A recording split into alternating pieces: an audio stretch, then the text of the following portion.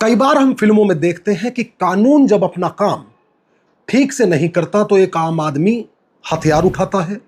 इस तरह वह अपना इंतकाम तो ले लेता है, लेकिन इसके चलते न केवल उसका खुद का जीवन नरक हो जाता है, बल्कि उसे मजबूरन अपराध की दुनिया में, अपराध की दलदल में दाखिल भी होना पड़ता है, प्रवेश भी करना पड़ता है।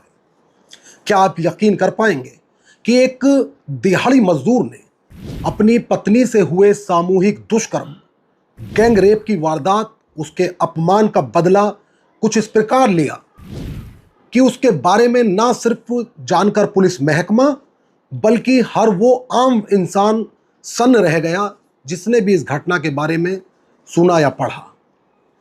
आज की ये सच्ची घटना एमपी के रतलाम जिले से है। नमस्कार दोस्तों, मैं आपका साजिद सैफी हूं और हमारा एक प्रयास कि हम आपको आसान शब्दों में ऐसी कहानियों से रूबरू कराएं जो कहानी आपने अब से पहले शायद ही सुनी हो, और अगर सुनी भी होगी तो शायद इतने आसान शब्दों में, इतनी आसान भाषा में सुनी हो। दोस्तों, ये घटना एमपी के रतलाम जिले से है। यहाँ बताया जाता है कि लाल सिंह नाम का एक जमींदार, एक किसान रहता है। एक रोज जब वो अपने खेत पर जाता है, अपने ट्यूबवेल पर जाता है और खेत में पानी डालने के लिए, पानी लगाने के लिए जब उसके द्वारा ट्यूबवेल स्टार्ट की जाती है तो एक जोरदार धमाका होता है। इस धमाके में लाल सिंह के चीथड़े बिखर जाते हैं। अब चूंकि जब पुलिस को ये जानकारी मिलती है कि एक धमाका हुआ है तो धमाका शब्द अपने आप में बेहद सनसनीखेज और डरावना है। पुलिस के साथ कई जांच एजेंसियां इसकी जांच करती हैं। चूंकि धमाका नक्सलवाद, आतंकवाद, आतंकी संगठनों से जोड़कर देखा जाता है, कोई आम व्यक्ति इस तरह की घटना कारित कर पाए, इस पर कोई आसानी से एक बार में यकीन भी नहीं कर पाता है। खैर, अब पुलिस मौके पर पहुंचती है।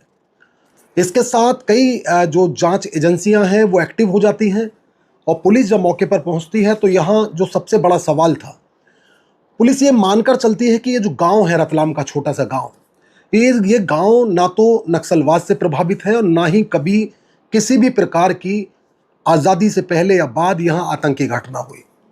तो सवाल था कि आखिर ये धमाका हुआ कैसे। धमाके की जांच शुरू की गई, जो खबरी हैं वो भी सक्रिय किए गए। ऐसे में जब पुलिस अपने खबरियों को लगातार लगाकर इस पूरे प्रकरण की जांच करा रही थी और उनसे इनपुट चाह रही थी, तो पुलिस को एक खबरी से एक महत्वपूर्ण जानकारी मिली कि इस गांव का एक व्यक्ति इस घटना के बाद से गायब है। जबकि कुछ लोगों ने यह भी बताया कि इस घटना से पहले उस व्यक्ति को लाल सिंह के खेत के आसपास देखा गया। अब पुलिस ने अपने तकनीकी माध्यम, सर्विलांस की टीम और एसओजी, जितने भी स्पेशल ऑपरेशन ग्रुप होते हैं, उनको लगाया और कई टीमों का गठन इस घटना के खुलासे के लिए किया गया। लगातार इस व्यक्ति की तलाश की जाने लगी। आखिरकार वो घड़ी भी आई कि पुलिस ने इसे गिरफ्तार करने में सफलता प्राप्त की। अब ये व्यक्ति गिरफ्तार हो गया। गिरफ्तार होने के बाद जब पुलिस ने इससे पूछताछ की तो इसकी ओर से जो बात कही गई उससे न केवल पूछताछ कर रहे पुलिसकर्मी सन्न रह गए, बल्कि वो इस बात को लेकर हैरान थे कि ये अगर चूक एक पुलिस से ना हुई होती तो शायद ये इतनी बड़ी घटना भी ना हुई होती। दरअसल इस व्यक्ति द्वारा बताया गया कि इस गांव के पूर्व सरपंच भंवरलाल के यहाँ इसकी पत्नी मजदूरी करती थी, काम करती थी। महीनों से वो उसके यहाँ काम कर रही थी। लेकिन एक रोज भंवरलाल ने लाल सिंह और दिनेश के साथ मिलकर इसकी पत्नी के साथ गैंग रेप की वारदात को अंजाम दिया।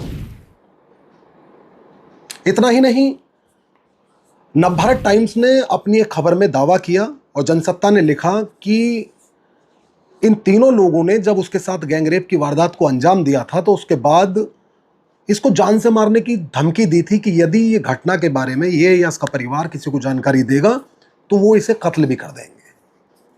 खैर, पीड़िता ने घर पहुंचकर पति को आप बीती सुनाई। पति ने सबसे पहले, जो कोई भी पीड़ित व्यक्ति, कोई भी आम नागरिक करता है और करना चाहिए, कानून का दरवाज़ा खटखटाया।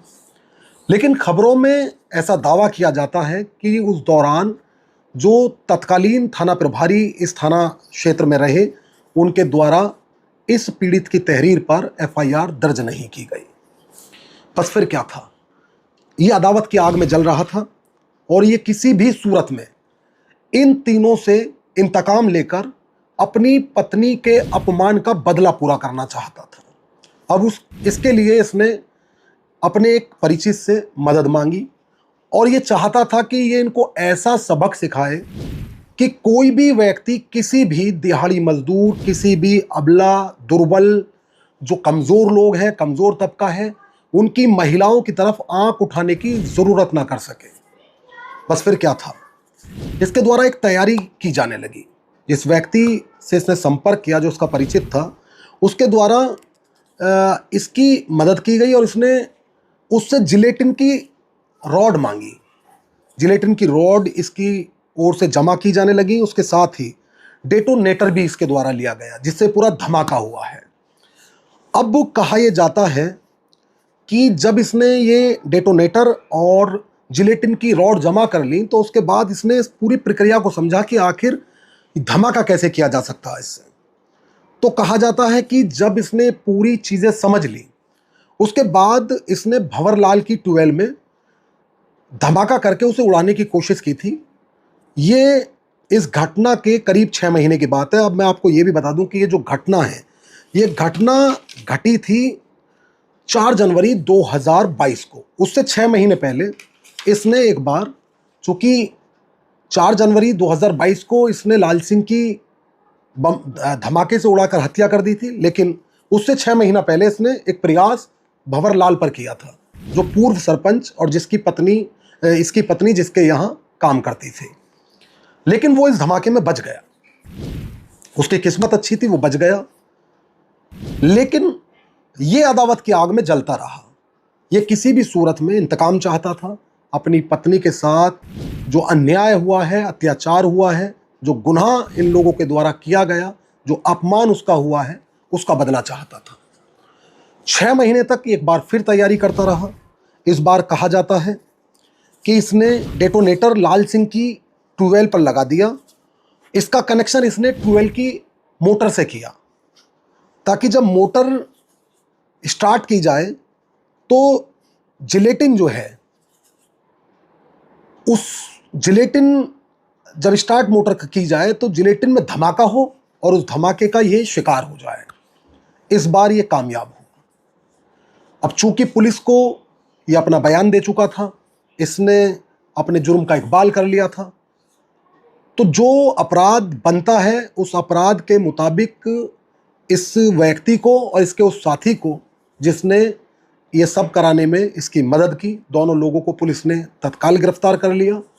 साथ ही भंवरलाल जो पूर्व सरपंच है और उसका साथी दिनेश जो जिंदा बाकी बच गया था, इन दोनों के खिलाफ पुलिस ने सामूहिक दुष्कर्म की धाराओं में मामला दर्ज किया और इन दोनों लोगों को भी पुलिस ने गिरफ्तार कर लिया। दोस्तों, ये सच्ची घटना न केवल सबकंदोज है, बल्कि ये भी बताती है कि कानून यदि समय रहते अपना काम ठीक से करे तो किसी भी व्यक्ति को इस तरह का कोई कृत्य करने के लिए मजबूर ना होना पड़े। इस कहानी को लेकर आपकी क्या राय है, वो आप हमें कमेंट करके ज़रूर बताएं। यदि कोई सच्ची कहानी आप सुनना चाहते हैं तो वो भी आप कमेंट बॉक्स में लिख सकते हैं। हमारा ये पहला प्रयास है, हम इस तरह अब आपको कहानी सुनाने की कोशिश किया करेंगे। ये प्रयास आपको कैसा लगा वो भी ज़रूर लिखकर बताएं। यदि आप चैनल पर पहली बार आए हैं तो सब्सक्राइब कर लें, बेल आइकॉन दबा दें, और अगर वीडियो फेसबुक या इंस्टाग्राम पर देख रहे हैं तो हमारे पेज को लाइक करके वीडियो को कमेंट लाइक के साथ शेयर भी ज़रूर कर दें। नमस्कार।